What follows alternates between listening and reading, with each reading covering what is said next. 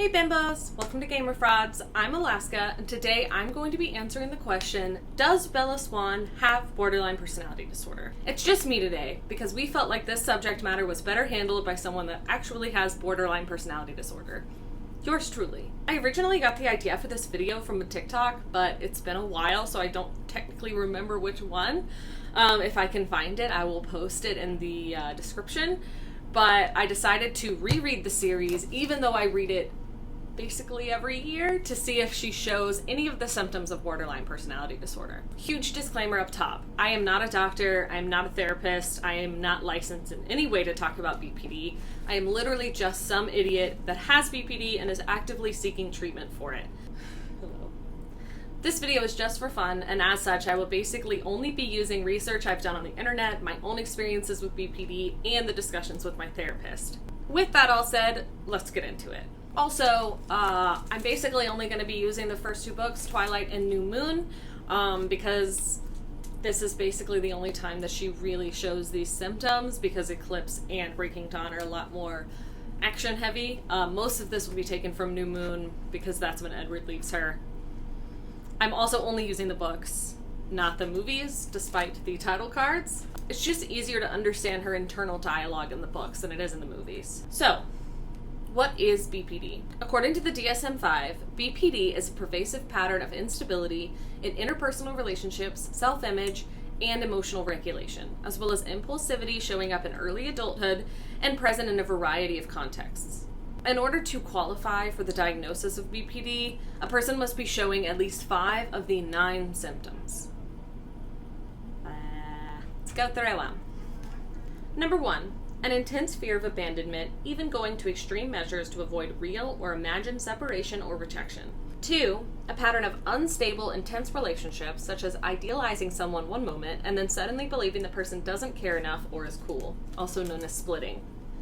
3. Rapid changes in self-identity and self-image that include shifting goals and values, and seeing yourself as bad or as if you don't exist at all. 4. Periods of stress-related paranoia and loss of contact with reality, lasting from a few minutes to a few hours, aka disassociation. 5.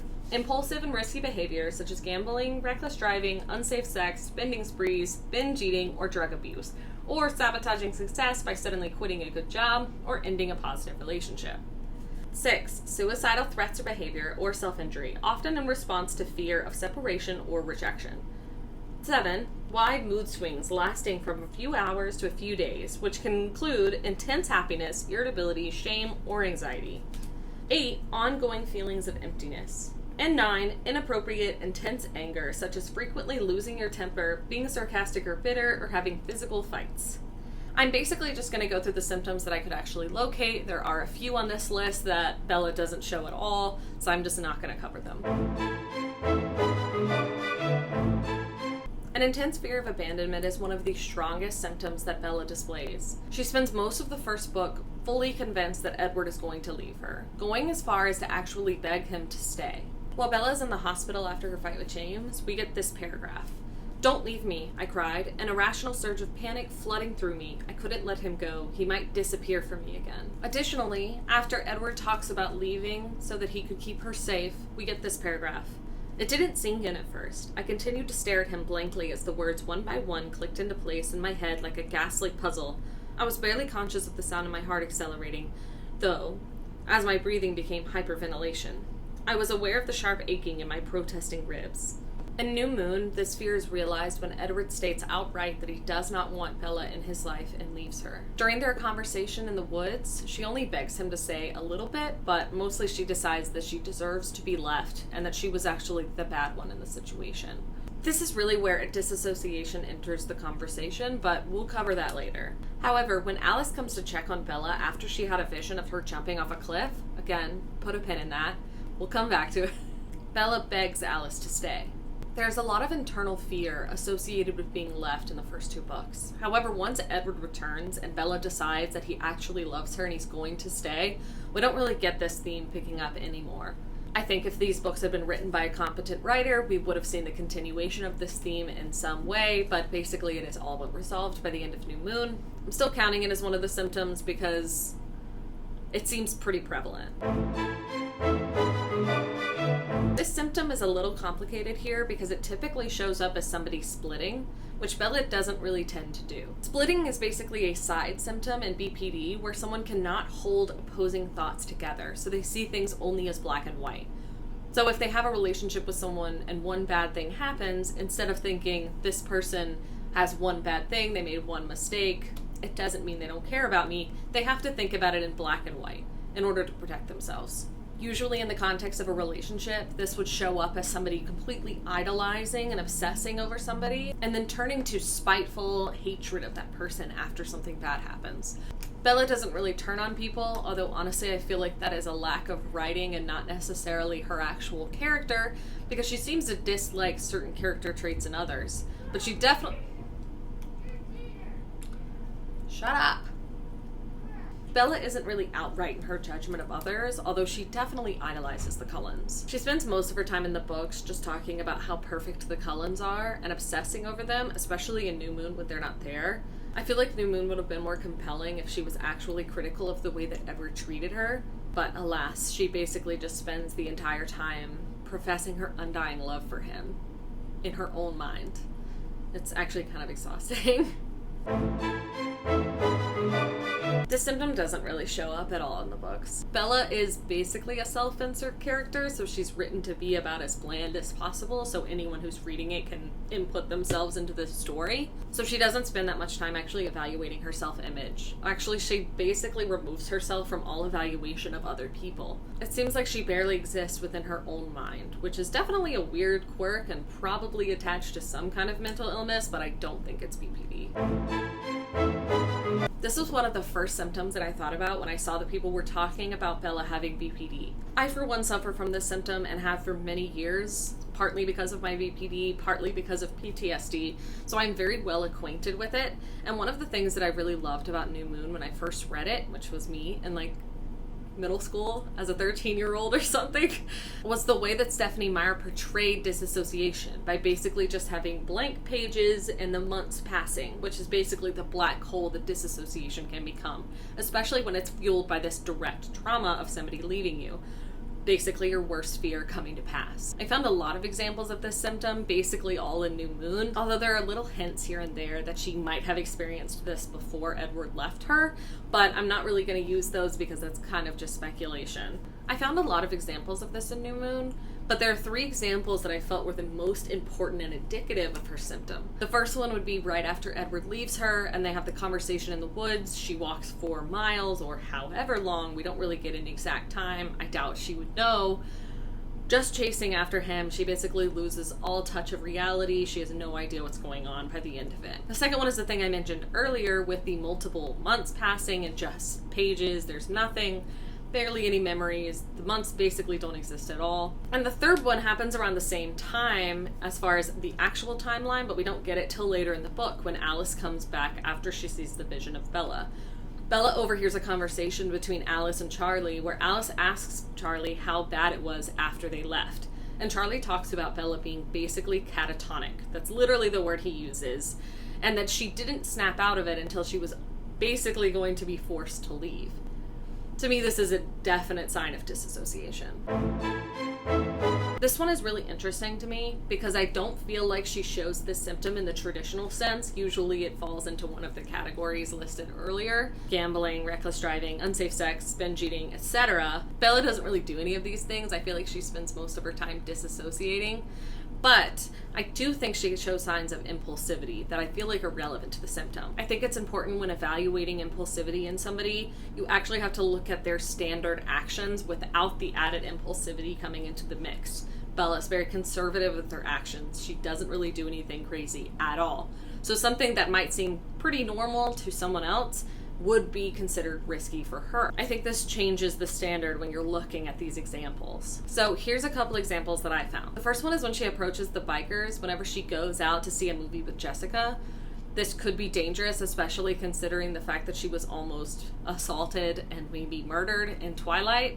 I think given her history, this is a deeply impulsive and reckless move. Later on in the book, she impulsively buys motorcycles that she sees on the side of the road, knowing that they probably don't work. I feel like this shows impulsivity, but also reckless spending, not to mention the dangerous factor and the reason that she's buying them, which is to get this hallucination of Edward. She also pulls money out of her college fund in order to repair the motorcycles. I feel like this is an impulsive move, and also it kind of shows her detachment from reality because she doesn't believe that she's ever going to leave Forks after the pain she's endured. The last example I feel like is very obvious, which is her cliff diving.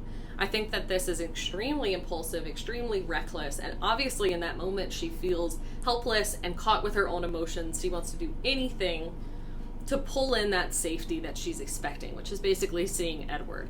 So she's impulsively putting herself at risk. Whether or not she knew that the water was super cold or very dangerous, this is not a decision that Bella would have made normally. This one is really interesting to me because I feel like a lot of these examples could be considered kind of a stretch, but I really think that's just because Stephenie Meyer didn't actually want to encourage girls to be suicidal when their boyfriends left them. Like, there are times when Bella says to herself, oh, I don't actually want to kill myself. Like, I want to be alive. But she doesn't act that way. She doesn't really act in a way that shows that she wants to be alive. And I think that if this had been a more compelling and fleshed out story, we would get actual suicidal behavior from Bella. Or at least an exaggeration of why she might not want to kill herself, such as taking care of Charlie, or not wanting Edward to feel like it was his fault. Nevertheless, I do feel like there are examples of suicidal behavior. I'm also including elements of self-harm into this category because obviously it is part of the symptom.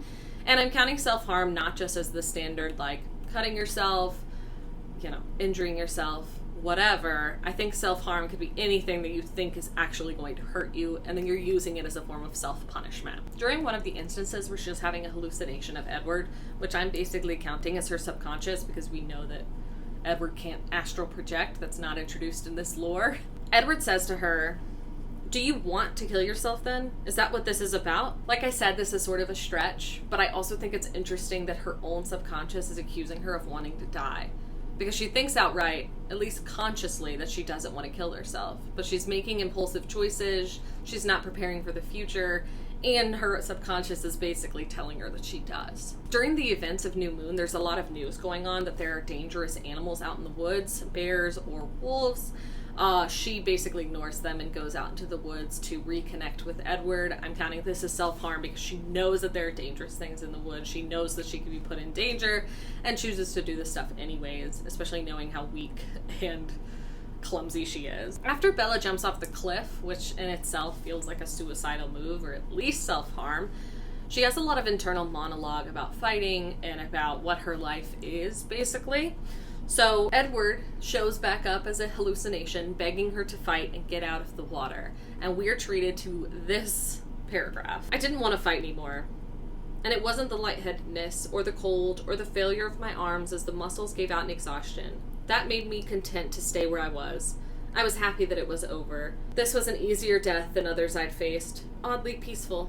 I think this giving up, obviously could be a normal human reaction, but I think really this is something that Bella felt like she wanted for a long time because she spent months suffering from this trauma. Later on in the story, when Alice shows up to take her to Volterra so that she can possibly save Edward from trying to kill himself, a lot of suicide in this book, she basically tells Alice that it's okay if they fail because she knows that the Volturi will definitely kill her because she's a human that knows about the vampires. So to set the stage, this conversation goes on the plane. Alice says, "We'll do what we can, Bella. It's not over yet." And Bella responds, "Not yet. I let her comfort me, though I knew she thought that our chances were poor.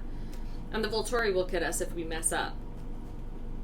I feel like, again, this could have been more fleshed out if it would have been a more experienced writer, but this is definitely a show of suicide and suicidal behavior. It's passive, it's not an active plan, but it is expecting death if you fail.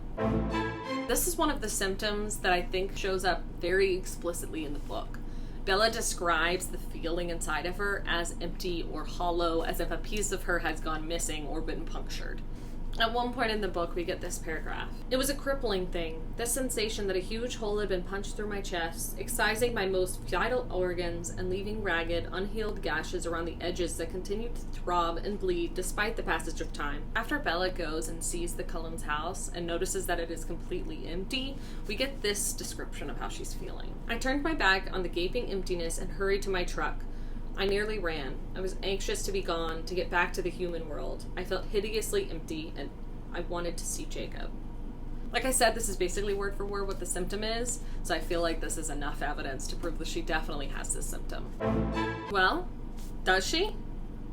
I mean, yeah, she does.